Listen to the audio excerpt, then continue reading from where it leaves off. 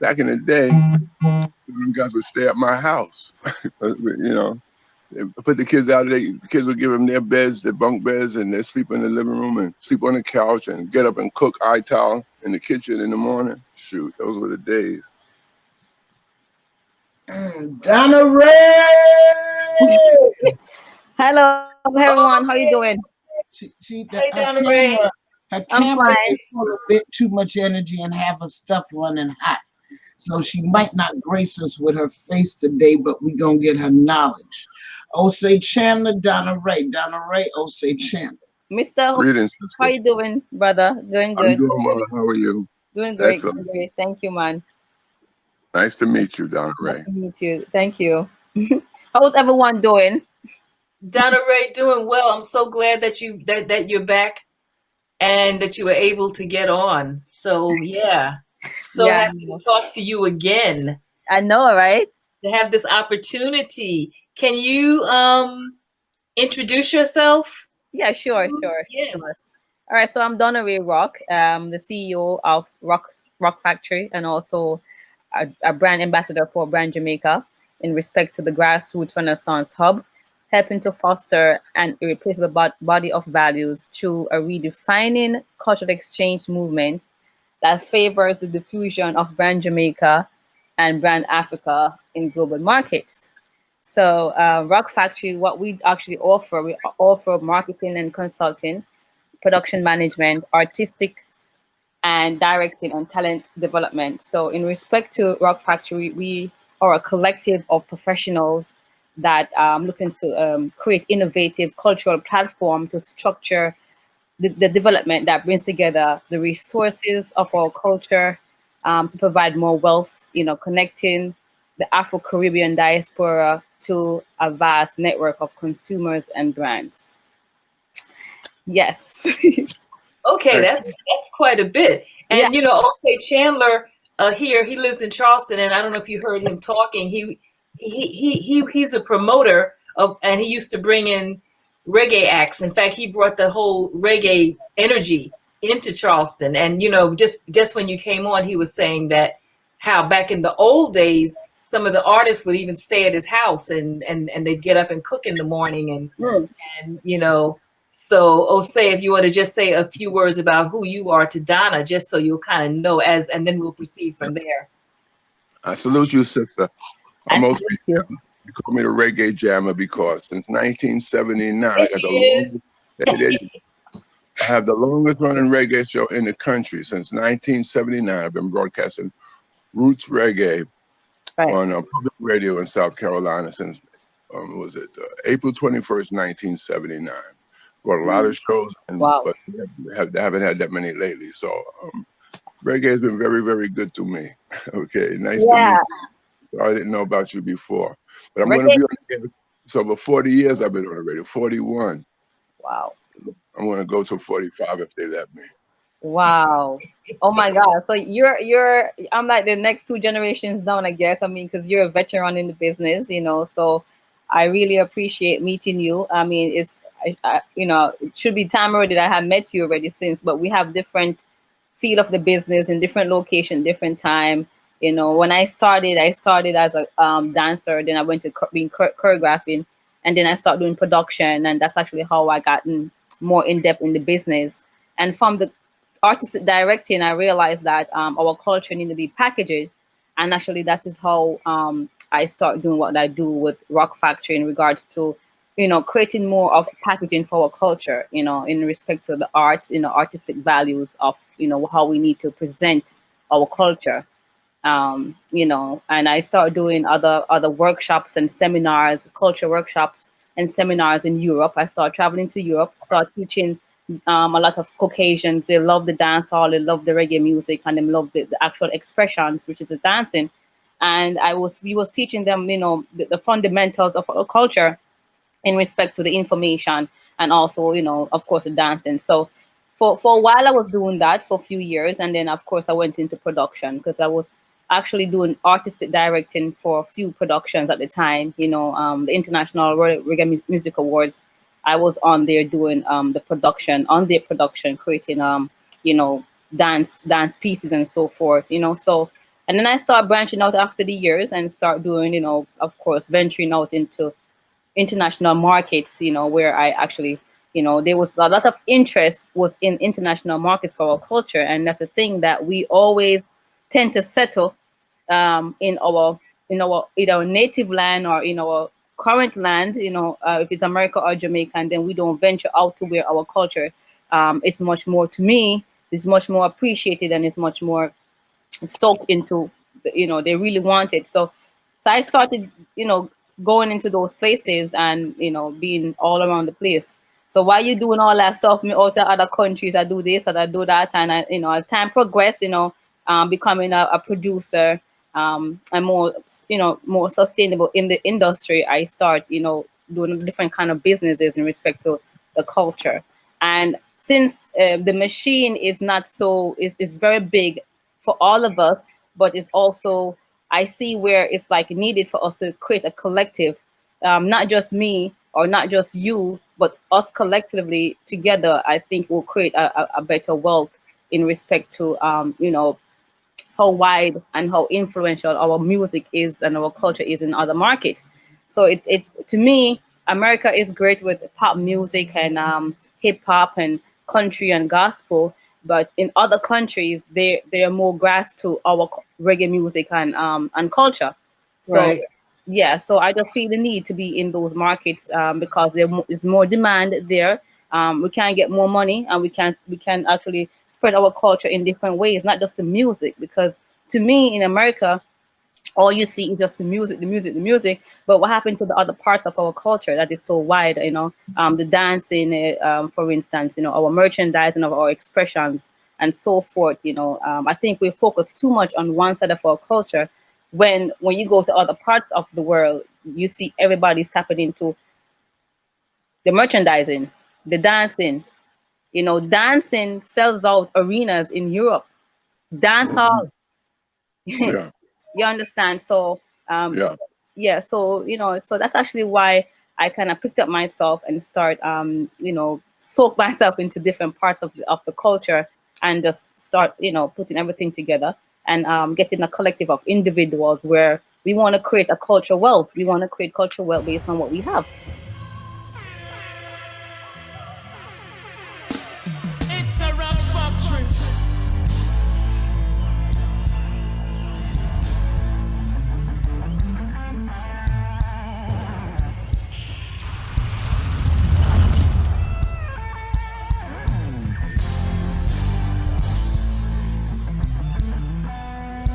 This station rules the nation.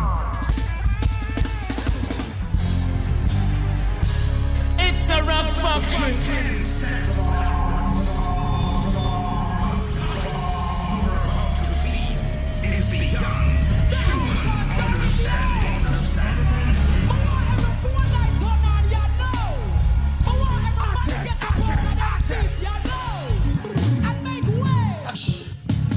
It's a ROC Factory. And you have a bunch of services that you offer through ROC Factory. Could you just, I mean, and you kind of you stated it a little bit, but can you kind of just break it down just a little bit more for the viewers that really might be interested in hearing what ROC Factory offers? Right. So mainly we offer marketing and consulting in respect to, you know, branding and packaging. So we work with different brands in the market. If it's merchandise brand, if it's artists that needs branding their music, they need to be exported their music out to other parts of the world. We work with those things. So in regards to branding and marketing, we do a lot of those things. We do video productions in respect to editing, you know, creating an interpretation of the visuals, how it needs to be transcend out into the public. We also do production management, you know, which is we create an artistic, you know, vision for productions, and also, you know, talent development, where we work with artists to develop them for the stage and the performing arts. Like on your website, you have Yard Vibes. That I love. What exactly do you mean by Yard Vibes? All right, so the Yard Vibe is pretty much who we are, like the street vibes of Jamaican spirit. So the Yard Vibe is like it varies in regards to the culture.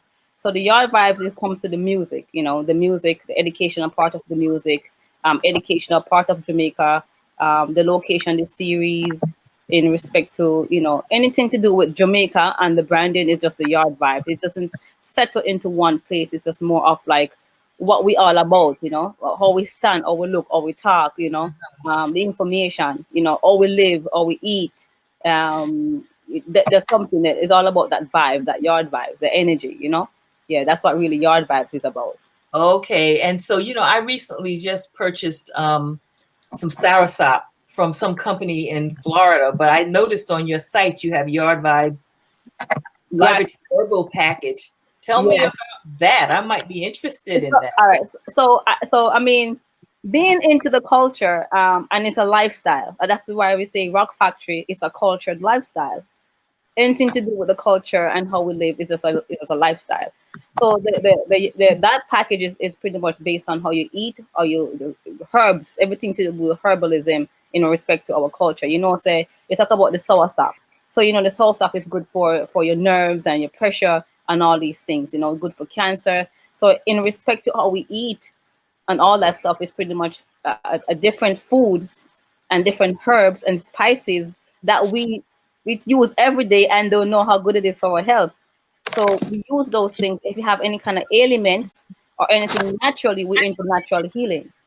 So the package is about that natural healing remedy. If you have any kind of ailments and stuff like that, we work with a Rasta lady in Jamaica and a few other Rasta herbalists that give these remedies to heal yourself naturally, not using any kind of pharmaceutical drugs or not like that. Everything is here for us to use with what we have right in your pot, the pimento seed, all these things that is so good for you that you don't know that these things are naturally here right into your kitchen, where you can use and heal yourself from a whole bunch of stuff that we normally suffer from, strokes and high blood pressure, diabetes, and naturally the things are right there for you to go and use and heal yourself. So that is what the whole package is really about, just a herb and healing, And so the packages are sent out once you have the consultation. The packages are sent out directly from Jamaica. Right. So what it is, it depends on, say, for instance, you have an ailment that you have to consider if it's weight, or if it's detoxing, or if it's a particular type of ailment disease. Then we consult you based on that, and then we offer these things to you. If you don't have it in your town or your country, then we send it out to you. Okay. Yeah. Wow. ROC Factory is on the move. It's a whole culture, a renaissance. Like I said, everything to do with the culture, lifestyle of what we do. We have to get more soaked into that. And I was listening to a doctor yesterday in Africa, and he was talking about, and it is so true, that to understand culture, we have to understand science, and food is a part of that science. So all of these different things with our culture, it's not just the music and the clothes and all that stuff. We're missing it's everything. You have to embody everything about the culture, Right. Yes. I see your point. So tell us a little bit about where you're from in Jamaica for some of the viewers that might be, and what your early life experiences were like growing up in Jamaica. Well, I mean, I left Jamaica high school age. Okay. When I was growing up in Jamaica, I mean, it's different growing up here in America, because in Jamaica, like on Saturdays, we have everything is traditional, right? So the seasons is traditional, the days are traditionals. You understand? So like on Sunday, we eat rice and peas and fish and this and vegetable, and we go to church and all these things. On Saturdays, we have to clean the house and rake the yard. You know what I mean? So it here is just like a different type of lifestyle. Like growing up in Jamaica, it taught me how to be a traditionalist and be foundation, grassroots driven. And I actually, when I came here, I was so happy that I learned all those values in Jamaica, because that is actually why I'm so grounded into culture and the grassroots. Because I when I came here, I realized like, wow, I was so happy that I grew up in Jamaica, because I would miss all of that. Right. All of that. It teach you discipline in different ways, you know, based on your culture, your values, and your traditions, you know. So yeah. And where are you from in Jamaica? I'm from Montego Bay. My family is really from Westmoreland, so I'm a country girl. Mm-hmm. So yes, so I love nature, and I love, you know, we love the yard vibes. Right. Yeah. So I'm a country girl, man. I'm a country girl. I love natural liberty. You know, as I grew older, I got into nutrition. I went to college for disease and nutrition. And as I got older, I started hanging around a lot of Rastas, and my family is Rasta. And me, right now, when I say Rasta, in the sense of the liberty, because it's all about that righteousness. So really and truly, that is what I embody in my spirituality. Which is that liberty, that love, that liberty, that culture, and the natural healing of our body and how we think and all of stuff that embody us as Rasta. Yeah, so actually, you know, so that's what it is, you know, the whole vibe, you know. Excellent. Yeah. So Donnaray, you know, this is going to be airing. This virtual Sankofa Remembrance is going to be airing during our virtual Sankofa weekend, which is the time that we normally have a program where we honor a collective celebration or communion and honoring our ancestors. Some of your feelings about honoring ancestors. First of all, is honoring ancestors an important aspect in Jamaica? And what are some of the creative ways to honor ancestors that you can think of? I mean, looking at some of these activities over the years, and of course, yes, honoring our ancestors is very important. We need to honor them and you know, get them in our existence almost every day. If we tap into our ancestors' energy and it's actually, I think, will be much more better. Me myself, I'm learning how to do that on a spiritual sense in regards to knowing our ancestors, in knowing our ancestors, or the names, you know, who to call for when, for what to need. We need to get back into the science of connecting to our ancestors. So yes, of course, honoring our ancestors is a vital part of, you know, of course, of where we're going and what we have to do on our journey. So some of the activities, I think, you know, in regards to the ancestral, I think drumming is one of them. Drumming, of course, you know, getting the information in regards to what they used to do from the history, the information, having certain kind of ceremonial, you know, ceremonies, you know, in regards to honoring them, if it's in Jamaica or if it's in Africa, or if it's a way we could honor them where it's actually on a national, not really national, but in different countries, like say Ghana and other African countries, and then in Jamaica at a certain time of history when our ancestors stood up for you know, for the nation. I think Marcus Garvey, for instance, I don't know why we don't have a Marcus Garvey Day. Or you know, or they have like general days, but it's not in any essence of directly. That's like you have a Martin Luther King Day here in America.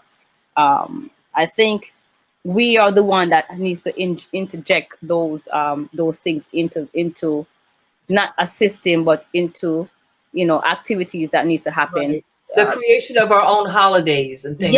Yes, we don't have to wait on Mr. Sam or Mr. Brown to do it. You know, we can say, all right, we're going to call this day that day, and it with, you know, and we just spread the message across. I mean, so every day around this time, we are dealing with the ancestors, them, especially the ones that bled and died and stood up, and, you know, for where we are today. I mean, really and truly, I think right now the generations have stopped the mission on the journey that our ancestors had started, and we are too relaxed into our existence. So we stop the journey because we are in fear. So most of us are you know, it's not enough power for that, and because that we don't know our history in the essence of certain traditions, where we can say, let me call Marcus and call him by this away, or call him by doing this. You know, we need to start like tapping into the spirituality of our ancestors, and we say, "Rrr!" You know, say so and it just place just shake and it just drop, because that is what we have in us. We have the power, that's why they're afraid. Yeah. True. You know, so these things need to happen.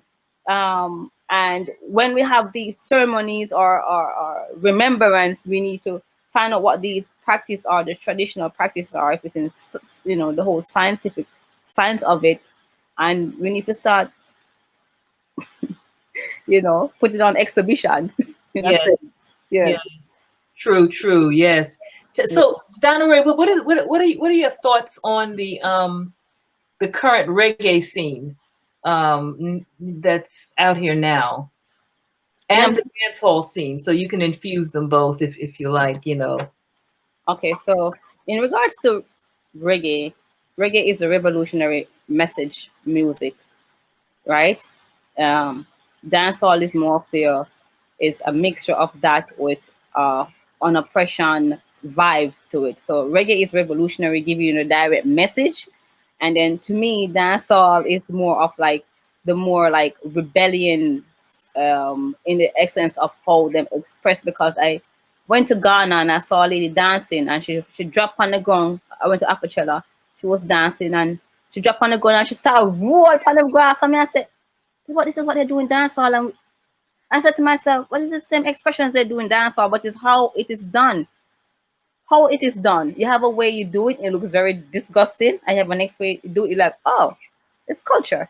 So I realized that with the expressions of different parts of the world in regards to say reggae music and dancehall or Afro beats, in the scene now, like everybody is soaking themselves into that. Considering what all that is happening with this whole protesting and all this Black Lives Matter and all these things, what they're doing, they go back to which music? The Bob Marley, War, right, Land System, Peter Touch. So that is all them have to really associate with what's going on, because we've been talking about that 100 years ago in our music. Mm-hmm. You know what I mean? So it is strong into our existence now based on the music. In the scene, it's really big. It's just the fact that other artists, such as in the American scene, they love it. They love to cross collaborate with a lot of Jamaican artists, you know. But it's because of, I think that it is not really marketed in a sense, because if we're not talking about America, for instance, in America, you know, you have so much different genres of music that came out of reggae music and dancehall. That's for one. But because that we are the people, in respect to the message, you know, we always push back to the scene, but you know, the background somewhere or whatever, so right. And if we're not sending a message, if we're not sending a negative message, it's not promoted in a space. If we send a positive message, then you don't know what that is already. So in the different spaces, it varies based on political and cultural and a whole bunch of different things that tie into our music when it comes into the space of it. We know that our music is the most powerful music in the world. It's the most global influential music, hands down, no question asked about that, right? So at the end of the day is that in respect to the dancehall and the reggae, each of them has their duties in this space.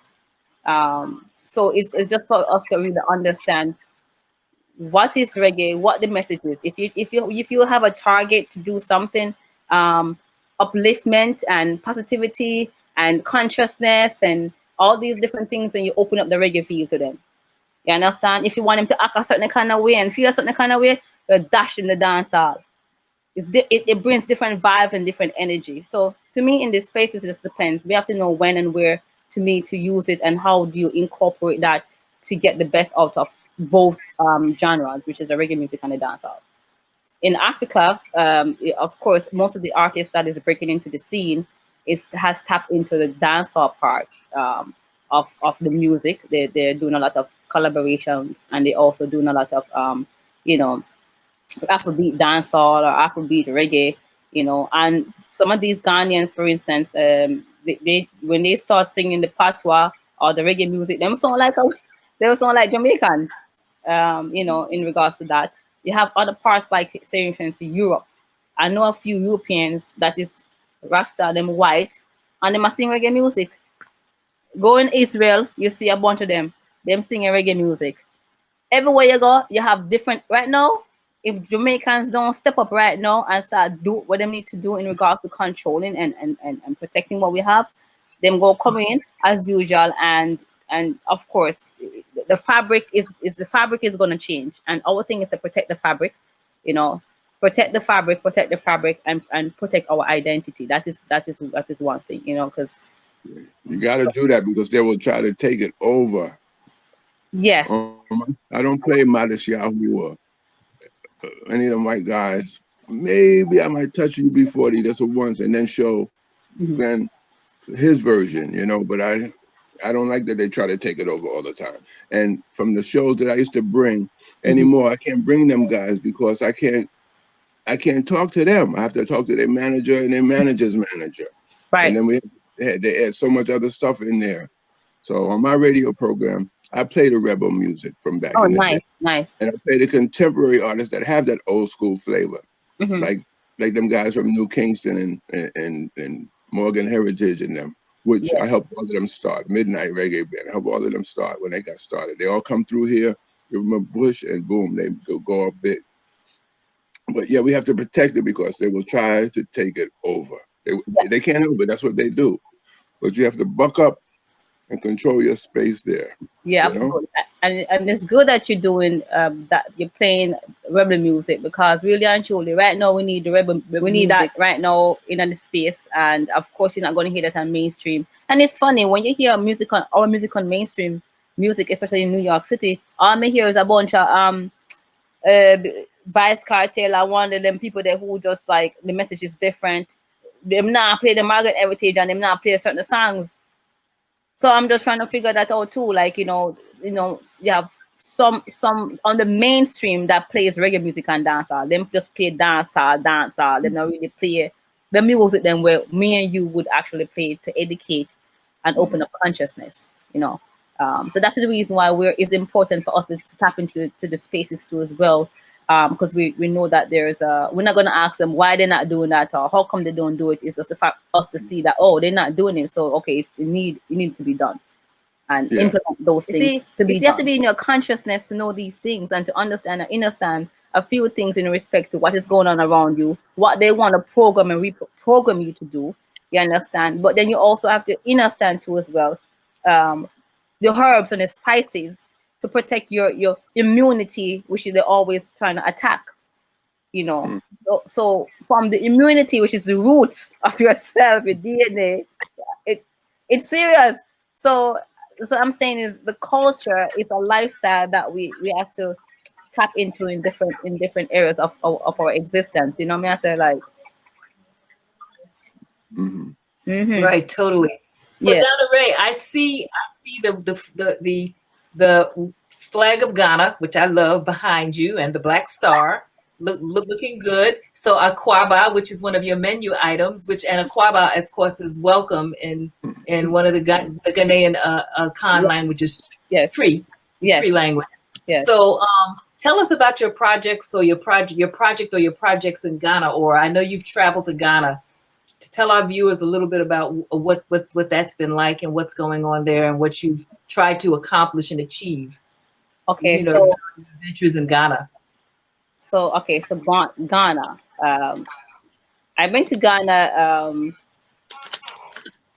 pretty much, I would say, twice. I spent a long time within those visits that went into Ghana. And when I went into Ghana, it was for the music, as I realized that Ghanaians, they love the reggae music, they love the dancehall music, and anywhere that embrace the music and the culture, it attracts me to want to see what is happening within that space.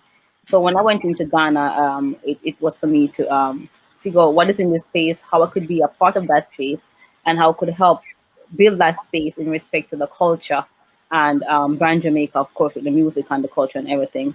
So I've been into Ghana, you know, of course, in entertainment space, I met a lot of artists, a lot of producers, a lot of, you know, production people. And as time I spent more and more time and going back and forth, you know, I was able to get a collective of professionals that love reggae music and wanted to connect to Jamaica. As not only just the music, it's other parts of the business too as well. So being in Ghana, you know, in respect to that, I realize and see that they're not fully connected to a portal that is connecting them to the diaspora outside. And that is one thing, because the culture is so rich over there and they want to connect so bad. Actually gave me the inspiration to actually say, yes, this Ghana it was our home. It is now my home, and always been our home. So it's where there's a lot of opportunities that is there in Ghana in respect to so much different things. But within my space of work or works, it is really in abundance of what is there for us to capitalize on in regards to the culture, the exchange, the import and the export. We need to get what I'm looking to do in Ghana is to export art and culture, from fabrics, you know, fabric, the fashion, you know, those kind of things, and the music, you know, the Afrobeats, you know, and vice versa. What is ever in Jamaica needs to be in Ghana, because in Ghana we don't have any Jamaican products there. There's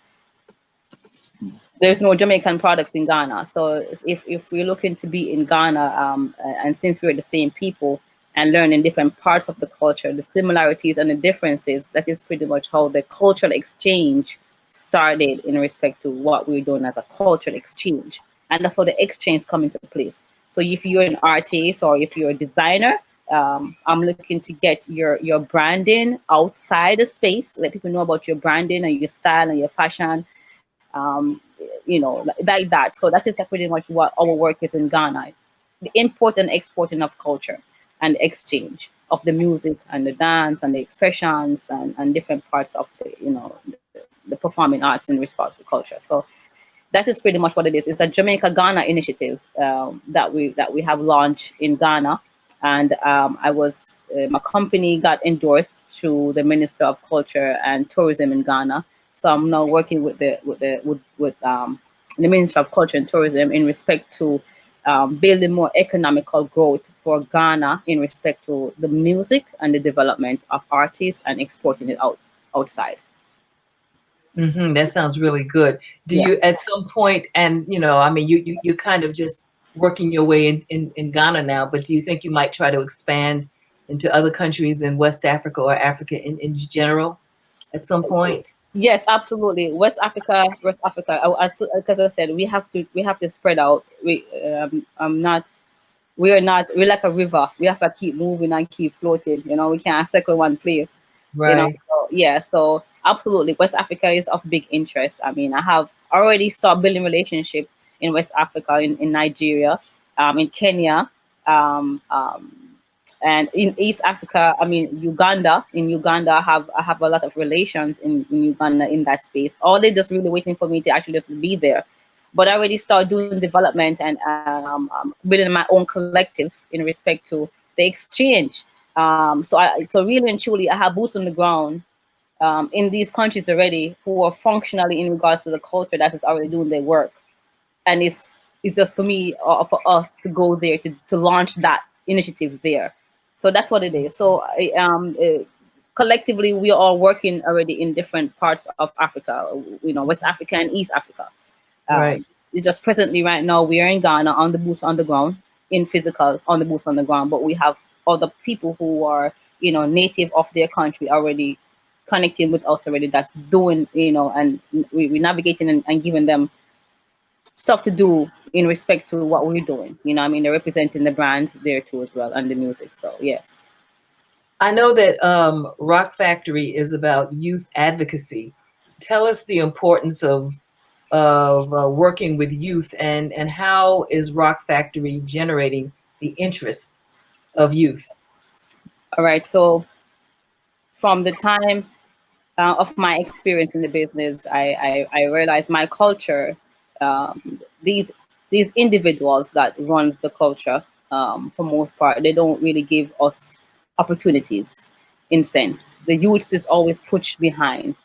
In our culture, the youth them always push behind. They have enough talents, they have, they have enough drive, but they're not driven, because of, if it's poverty or lack of opportunities or whatever. So realizing that and even experiencing myself, it is always giving them an opportunity, in regards to whatever that they're, interested in. If it's dance that they're doing or music, for most part, it's just music and dance.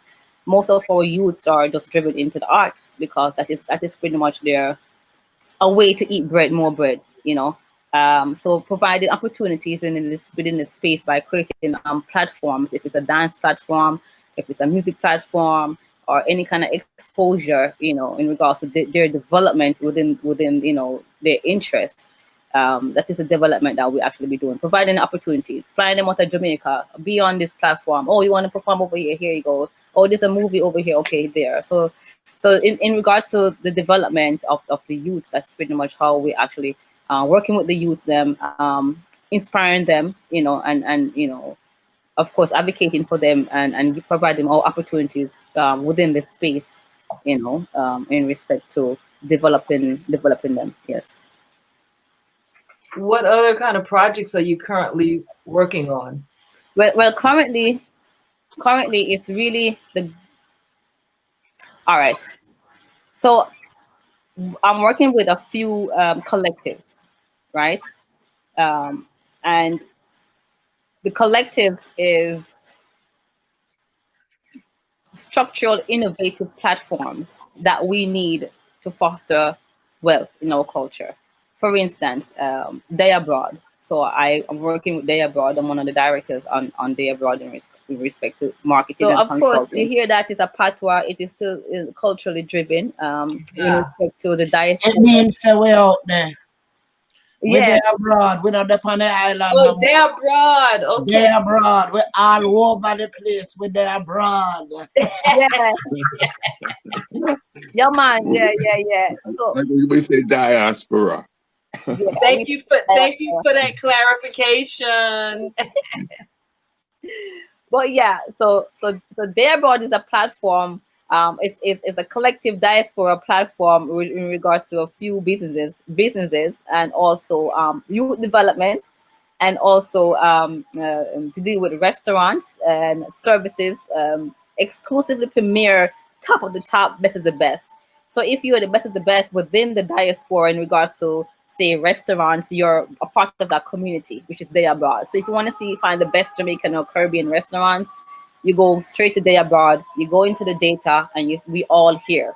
So that is pretty much what Diaspora is really about. And also Bickle.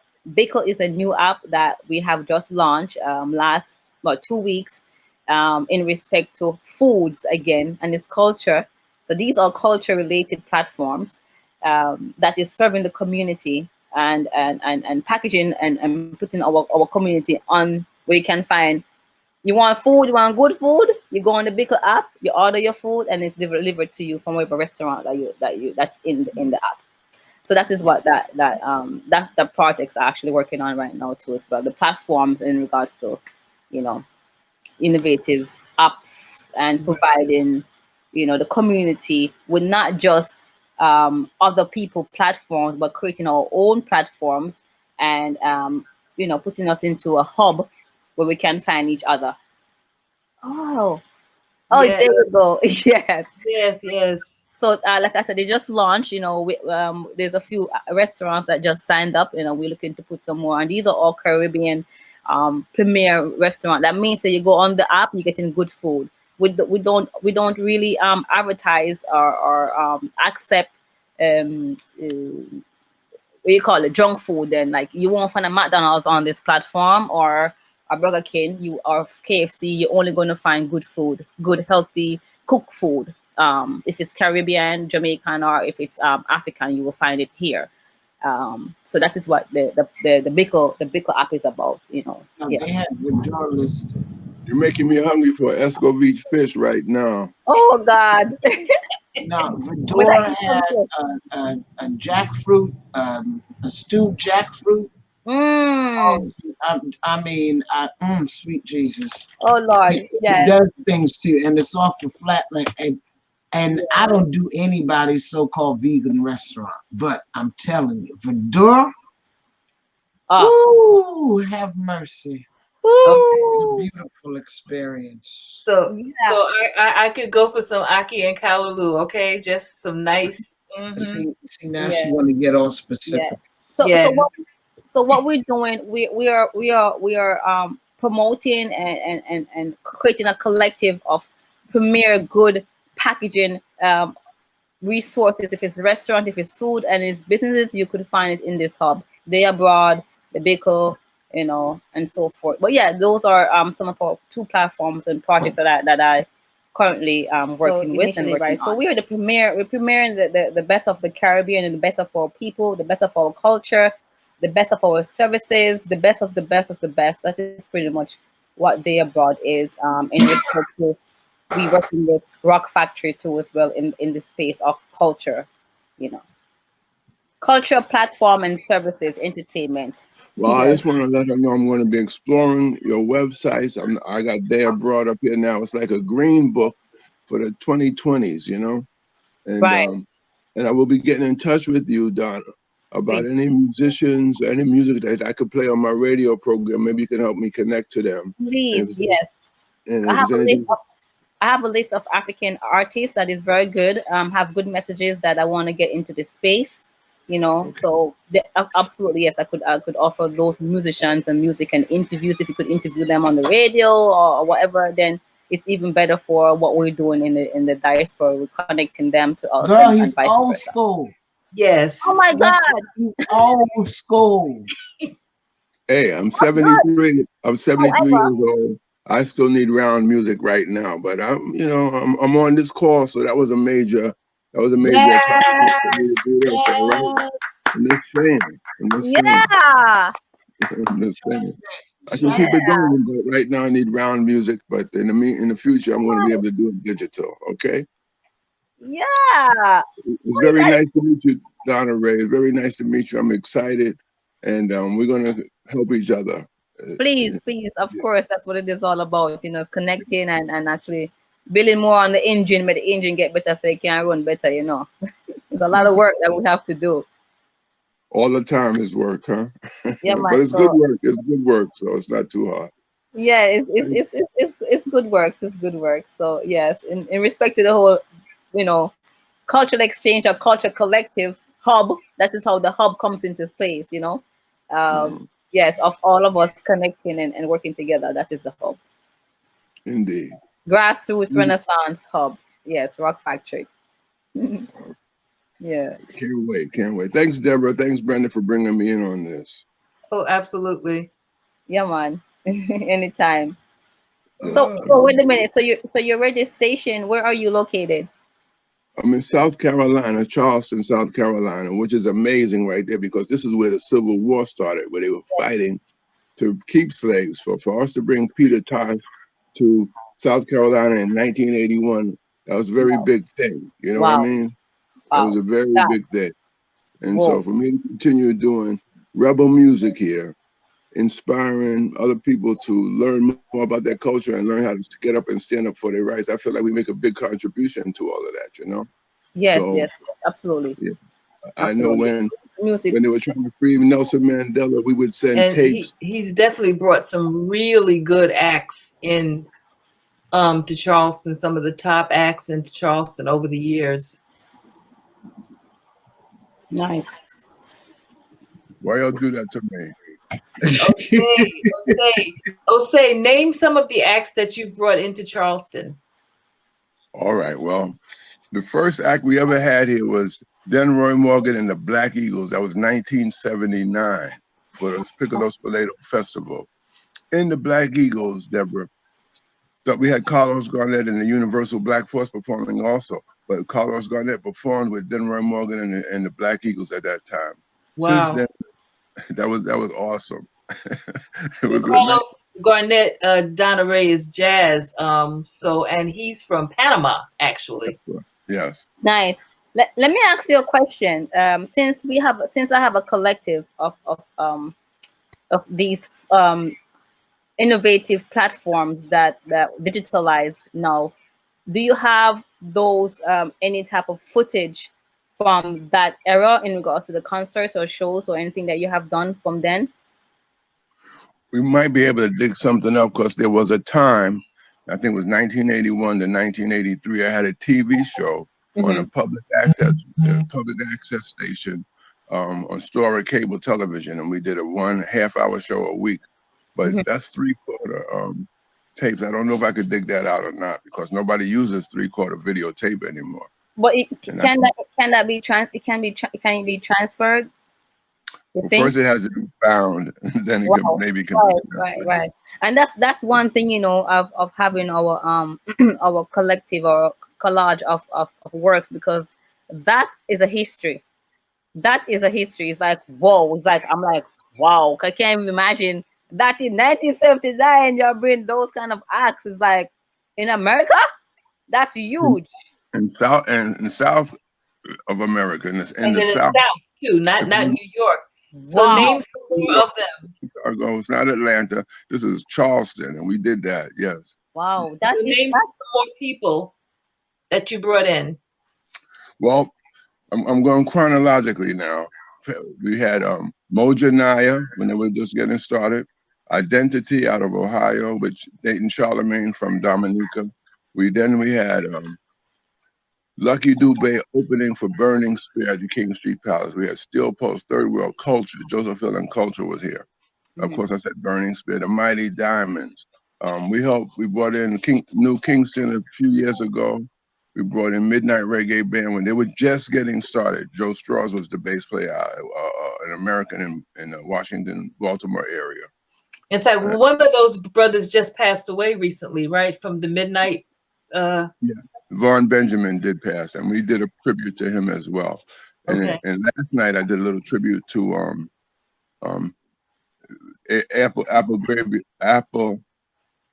Apple from Israel Vibration. You know, he just passed away the other day as well. So we try to honor those guys that have been bringing the roots for Lucky Dubé. We had so the list is so long. Third World and Abyssinian, and of course Yellow Man a lot. Yeah, Yellow Man a lot. Abyssinians. My goodness, Shabba Ranks. Donna, before it's the Yellow Man second home when they reach here. You hear me? Yeah. Because we have a man here called Papa Robbie. And Papa Robbie love Yellow Man. Papa Robbie. Okay. Yeah. Yeah. And we hope a bunch of them get started, like Mystic Vibration. And when Midnight was just getting started, we brought them. It's just been such a blessing. We were able to do that on a weekday because we didn't have big venues with 10,000 people unless it was an outdoor venue. So if a band was playing in Atlanta or in Charlotte, then we could get them on a Wednesday or Thursday in Charleston, you know. So that's the best we could do. Yeah. Wow. So we have an app also. It's called Caribbean One TV. That it's like a Netflix of the Caribbean, right? Yeah, like when you log onto the app, you could view like all of the original Sunsplash and all these different things, movies, music videos, you know, Holiday Come, all those things is right there too as well. So that's one of our platforms that we're working with. Caribbean One TV. It's like the Netflix of the Caribbean. You just go on there, you can just become just sign up for free, and you have access to a collage of different movie events that happened a long time ago that you're not going to find on YouTube, like the Sunsplash, like original stuff. You can find. Download the Caribbean One app now. It's the first exclusive Caribbean channel offering an array of Caribbean content in multiple languages. Journey and discover the best kept secrets. Experience the best the Caribbean has to offer. The rich culture, amazing beaches, food hotspots, and the warmest people. Discover the latest fiction, TV series, concerts, festivals, and premium original content, from events to movies and music videos. You're just a click away from action, drama, documentary series, and classic feel-good movies. Download the Caribbean One app now and access the Caribbean global market.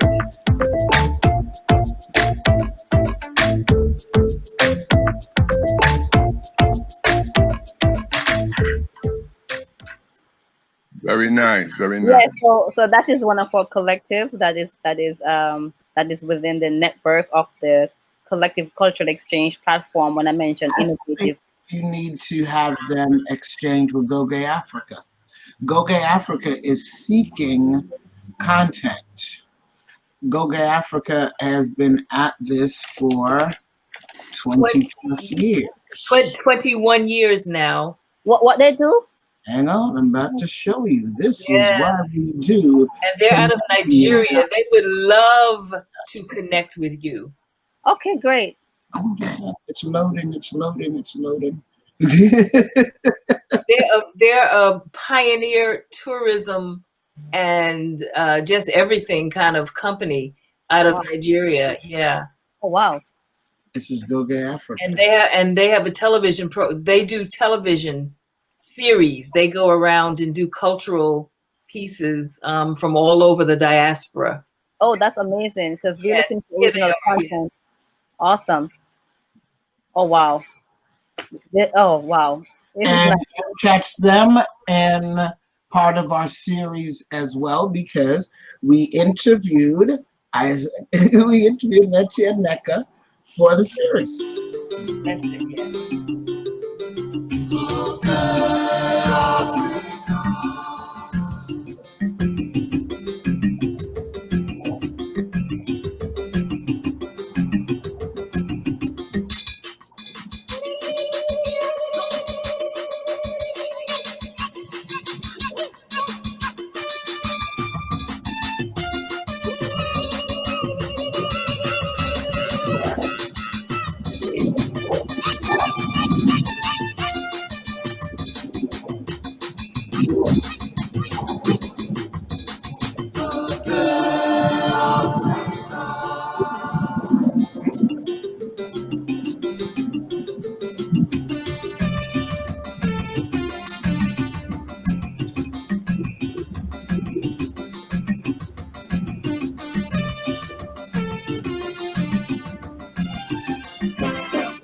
I would love to also have them on the Caribbean One platform too as well, because we want to get African content within that platform too as well. Yep, and they've got it 20 years in, and they've been traveling around the diaspora. And we're all seeking knowledge of each other. Just somehow the connections from the connections make themselves in academic circles. They make themselves in cultural circles. They make themselves in some measure of professional circles. But as a whole, that holistic connection, that doesn't really happen. Like Neka said, we're family. Brothers and sisters, they talk to each other. Why are we not talking to each other on a daily basis? Yes, yes. I just want to thank Donnaray so much for everything that you're doing, and just for coming and sharing it with our viewers. And I think we kind of talked about what you might have lined up for the future, but if you want to mention anything else, or just share anything with us, or just give us some final thoughts, some parting thoughts.